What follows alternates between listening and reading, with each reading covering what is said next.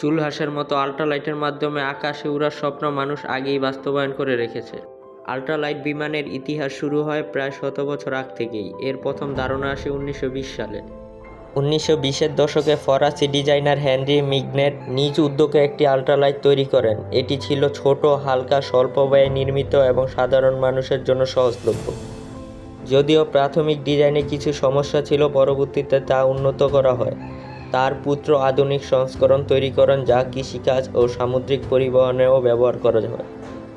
দ্বিতীয় বিশ্বযুদ্ধের সময় বিমানের কাঠামো, উপাদান এবং ইঞ্জিনের প্রযুক্তিতে বিপ্লব ঘটে, কিন্তু যুদ্ধ শেষ হওয়ার পরে বাণিজ্যিক ও সামরিক বিমানের খরচ সাধারণ মানুষের নাগালের বাইরে চলে যায়। ওই সময়ের মধ্যে কিছু ব্যক্তিগত বিমান প্রস্তুতকারক কম সময়ে হালকা উপাদানে বিমান তৈরির চেষ্টা চালিয়ে যান।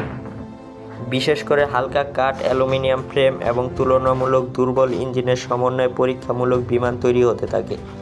1970-এর দশকে বিজ্ঞান ও প্রযুক্তির উন্নতির ফলে নতুন উপকরণ ও ডিজাইনের উদ্ভাবন হয়। ফাইবার গ্লাস, কার্বন ফাইবার ও অ্যালুমিনিয়াম খাদ ব্যবহার করে বিমানের ওজন কমানো হয়। 1975 সালের দিকে প্রথম আধুনিক আল্ট্রালাইট বিমানগুলো বাজারে আসে, যা ছিল কম ওজনের, সহজে নিয়ন্ত্রণযোগ্য এবং খরচে সাশ্রয়ী। 1980 ও 90-এর দশকে উন্নত ইঞ্জিন ও ইলেকট্রনিক কন্ট্রোল ব্যবস্থার সংযোজনে আল্ট্রালাইটকে আরও উন্নত করে তোলে। একসময় যেখানে ব্যক্তিগত বিমান চালানো শুধুমাত্র পেশাদার পাইলটদের জন্যই ছিল, সেখানে এখন যে কেউ সহজে প্রশিক্ষণ নিয়ে আল্ট্রালাইট বিমান চালাতে পারবে। ডেভিড কুকের ডিজাইন করা স্ট্রিক শ্যাডো ছিল ওই সময়ের অন্যতম অগ্রগামী উদ্ভাবন। এটি মাত্র 100 মিটারের রানওয়ে থেকে উঠতে পারে এবং এটি প্রতি মিনিটে 1600 ফুট উচ্চতায় উঠতে পারে। এটি গতি ও দূরত্বের রেকর্ড ভেঙেছে এবং 27,000 ফুট উচ্চতায় উঠে বিশ্ব রেকর্ডের খুব কাছাকাছি পৌঁছে গেছে। মাইক হুইটেকার ছিলেন অন্যতম ডিজাইনার, যিনি কম খরচে নিরাপদ বিমান তৈরির লক্ষ্য নিয়ে কাজ করেন।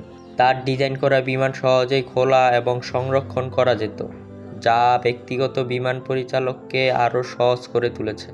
তিনি হালকা কিন্তু শক্তিশালী হনিকিন ফাইবার ও অন্যান্য উন্নত উপকরণ ব্যবহার করে বিমানকে আরও কার্যকর করেন।